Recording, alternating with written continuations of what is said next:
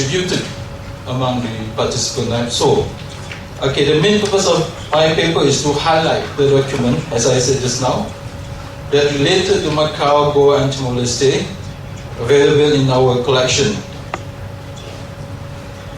Before I go further, maybe I can give some brief introduction about the National Archive Malaysia, about our holdings, maybe about our history, what is our main function, our collection, and our programs in terms of records management as well as the archive program. So we look first to the acquisition. The acquisition of National Archive material has been started since 1957. When I said 1957, that means our National Archive Malaysia was established in 1957. Actually, before 1957, there we have what we call it the British at the time helped us to establish the Public Record Office. After independence in 1957, we changed the name into the National Archive of Malaysia.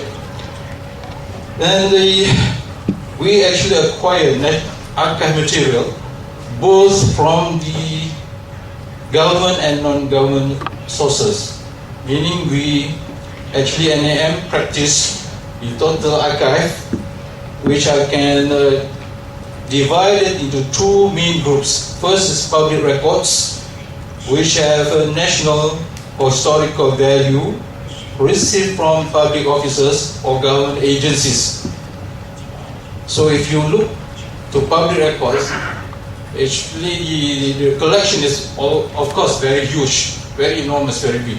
So what we do, we just collect the historical value. Means that they have the permanence of the quality of records can be preserved. Meaning we cannot, or we don't take all type of records. What happened to the rest of the record? Of course, we have doing what we call it the appraisal of records before they transfer to the National Archive Malaysia. So the rest of, we call it the semi-current records, or record only for current use, we dispose accordingly. And the second group is private records, which has a national and historical value received from individuals, agencies, institutions, and non-governmental organizations. This includes records or documents pertaining to Malaysia acquired from overseas. In this case, we are not only collect records within our country, but as well as we also acquire record from the overseas. Meaning we buy records actually from, for example, from National Archive of India, because we have a good connection of records about Malaysia in the National Archive of Malaysia, India. Also, we bought the records from the Netherlands Archive and other countries.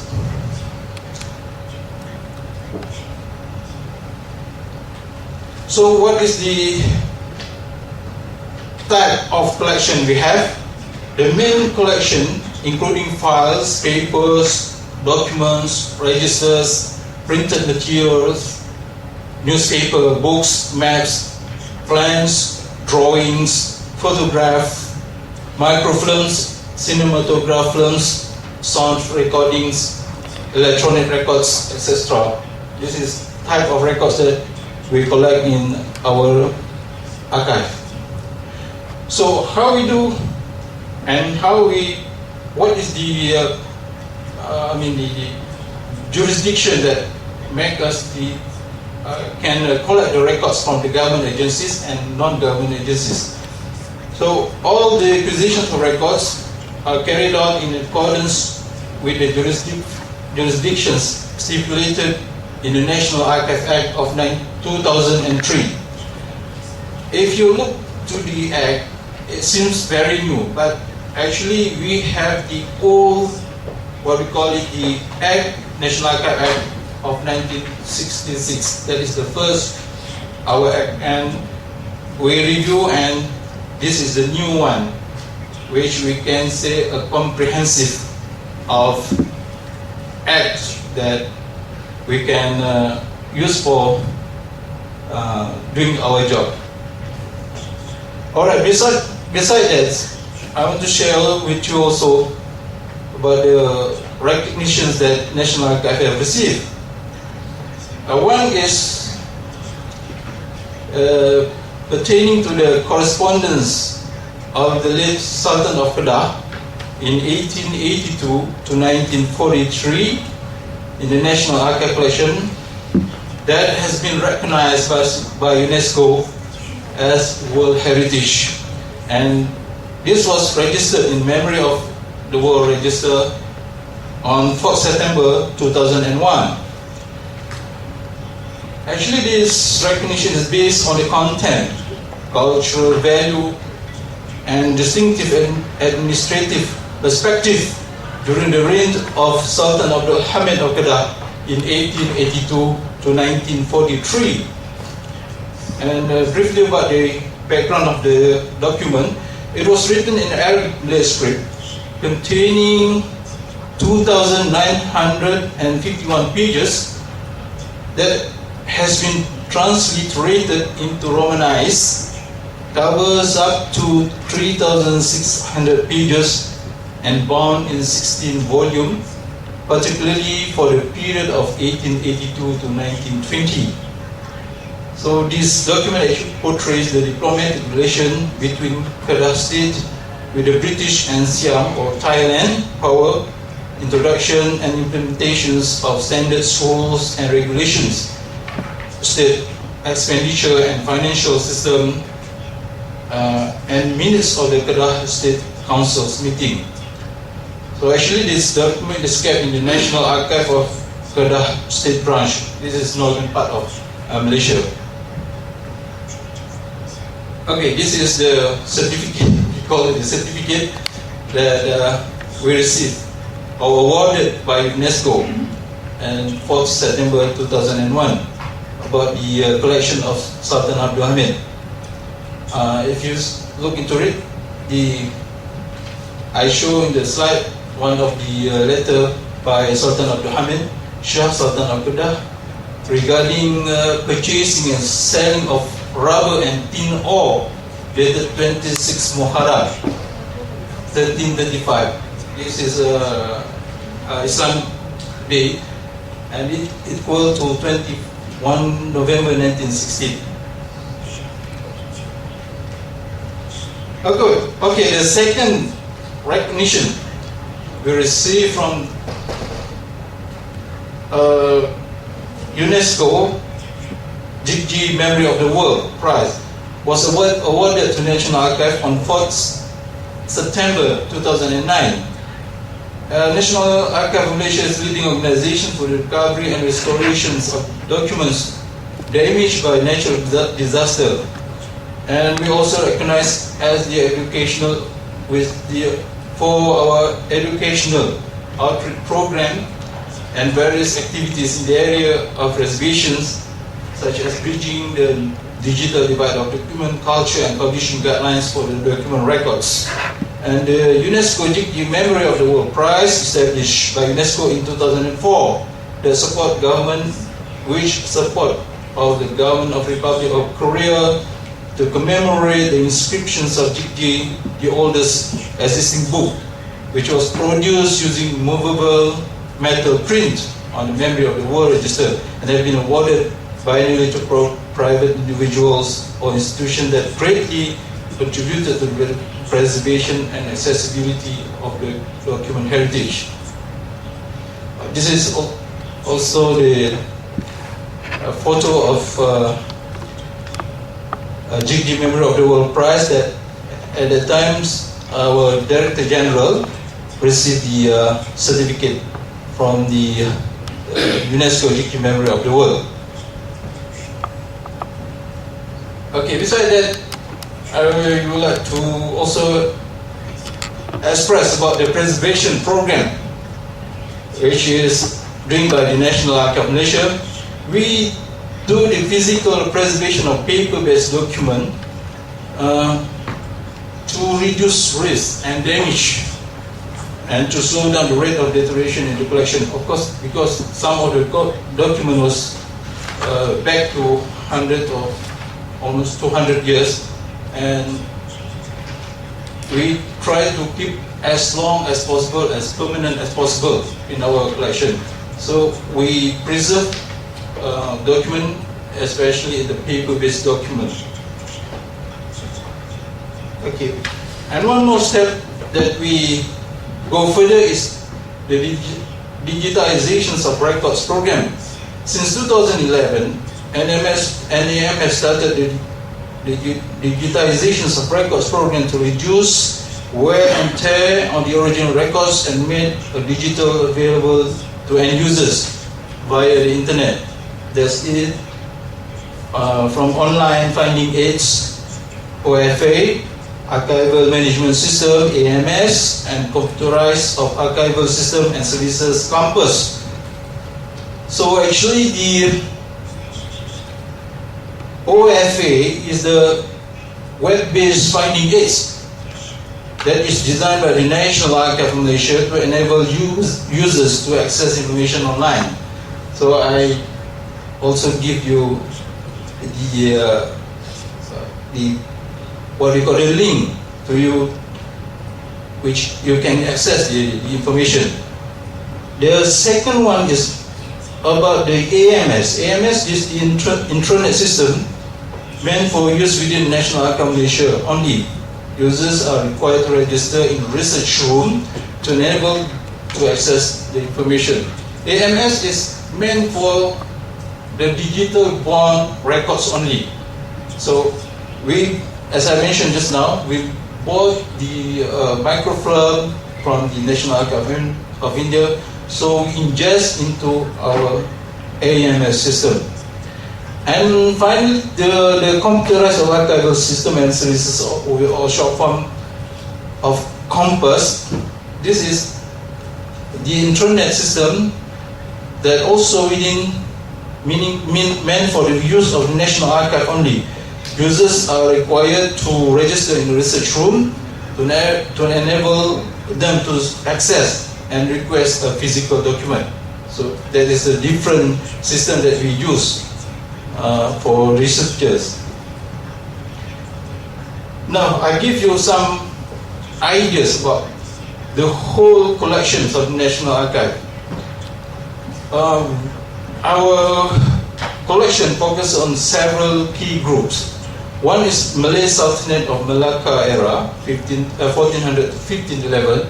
That's why I asked Mr. Sen from the China Archive just now, whether maybe they have a lot of collections about the Malacca Sultanate, because China during Ming Dynasty, they have a relationship connection, diplomatic, between the China and the Malacca Sultanate at the time. So the second group of collection is Portuguese colonial era. It is back in 1511 to 1641, meaning Portuguese people was invaded us Malacca in 1511 to 1641. Of course, a lot of resistance coming from our people. Then finally, but the Dutch came to Malacca and toppled the Portuguese government and established the government in the Malacca. So we have also the collection of Dutch colonial era in 1641 to 1824. However, the collection is more on the microfilm base. We don't have the quantity of paper base is, very little. And after that, of course, we have also the collection British colonial era in 1786 and to 1957.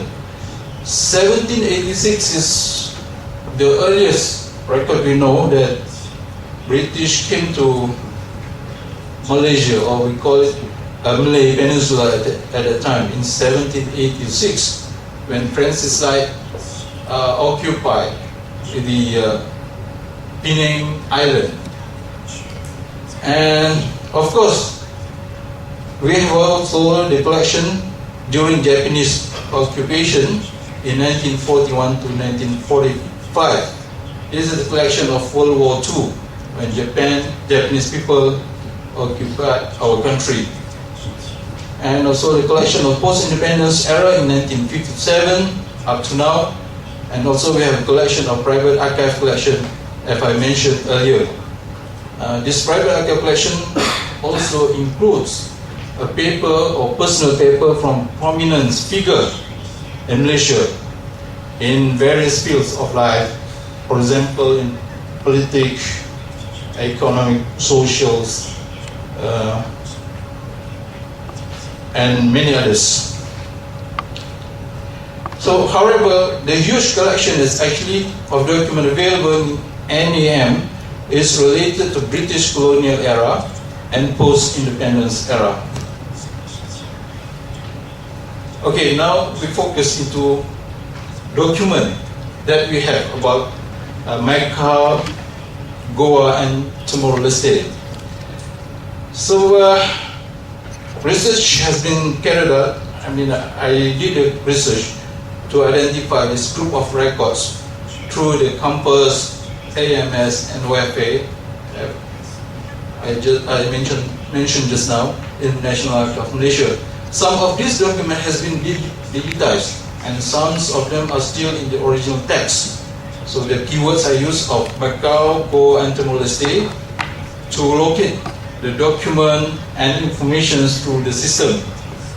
So let's look documents on Macau that are available in our collections. Okay, records pertaining to Macau ranging from 1957 to 2040.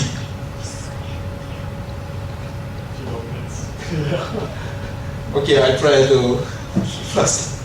Sorry, Mr. Chairman. Okay. So the earliest record about Macau available in NAM repository is dated in 1957. Record can be found in form of files, publication, newspapers, cutting, agreement, and speeches. So actually, I provide the list of the document in my paper, and you can see what is the records available in the list. So among interesting subject is the collection probably can be used by a researcher to refer is listed below. This is the sample or example of the collection. One is a serious disturbance took place between a party of Macau Chinese boats and the police.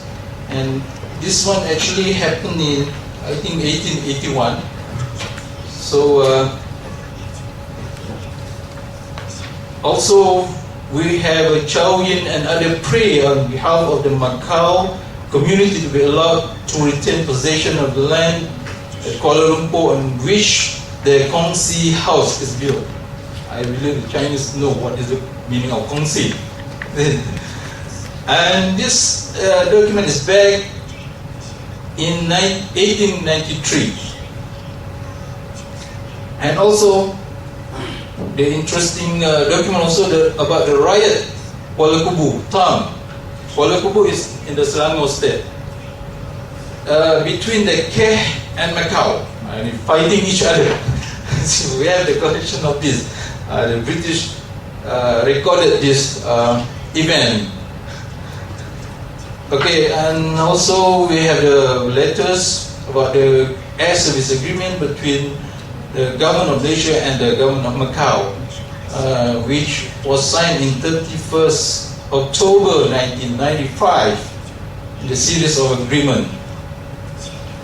Let's just go to the documents related to Goa. India. I can continue, I think. Give me a few minutes. Okay, document pertaining to Goa is considered small in number in our collection, but however, most of the documents actually can be found in the published Portuguese documents in our collections. and I also list part of the document available about the Goa in my paper. And we actually take initiative to translate the document from Portuguese to English for the benefit of researchers who are only familiar with English. There are some 42 volumes of translated Portuguese document kept in the National Archive of Malaysia. They provide information pertaining to Malacca Sultanate, the Portuguese occupation in Malacca, and its relationship with other colonial states, including Goa in India. And I'll attach also the book printed by the National Archive of Malaysia in 1993, entitled Portuguese Document on Malacca. This volume actually translation text from the Portuguese records, consisting of enormous information on the Malacca and Goa, India in the year of 1509 to 1511. The translation from Portuguese to the English language is made side by side of the pages of the book to enable researcher making a comparison from the original text. The Goa name has been mentioned repeatedly in many pages of this volume. This is the book I mentioned just now. And finally, about Timor-Leste document. Timor-Leste document in our collection is considerably small in number, and also list down the collection in Appendix 5 if you look into my paper. Records can be found in form of files, publications, newspaper cuttings, and speeches. Among other documents can be accessed as follows. One, proposed flight by the Portuguese aviator Major José Manuel Sarmento de Pérez to Timor in 1957. And the second one, the proposed private civil flight to Timor by Portuguese aviator and Costa Vaz with two companions in a Farman F-190 monoplane, also in 1957. And this is very important document, I believe, and my friends from Timor-Leste may be interested to see this file. Actually, it is a political information. The file series of 1982 is originated from the Ministry of Foreign Affairs of Malaysia, containing more than hundreds of pages relating to the struggle by the Fratellid, the dominant political group of Timor-Leste, to gain independence from Indonesia. So, in this file, actually relates the matters that have been brought to the United Nations General Assembly, in which Malaysia also support both government of Indonesia and Portugal to resolve the issues through negotiation. Of course, there is struggle in the Timor-Leste, and finally, Timor-Leste gained independence. Okay, this is final part of my paper. Thank you. And before that, I hope this paper is give you some ideas about the document, historical document available in our archive, and the connections of the records, and actually the connection of the people from the different part of the world, from Portuguese, Dutch, Japanese, and other country with Malaysia, and also with the other countries from a different part of the world. So we in the National Archive are as well welcoming public or researchers or any scholars to access and make use of our information to document our study. Thank you very much, Mr. Chairman. Sorry for Thank you very much, Mr. Yusof. I think it was a very interesting presentation, and we can see from the National Archives of Malaysia they've had a long engagement with the Memory of the World programs, including being awarded the Jitchi Prize for their work in cooperation in Southeast Asia. Also, I think I took from the presentation the importance of access, just not in terms of making things available, but also translating information. So this publication, Portuguese Documents on Malacca, has been translated into English and can reach a whole different range of researchers. So I think that's an important point. So now our next speaker, I'd like to invite Mr. Rahul Goswami.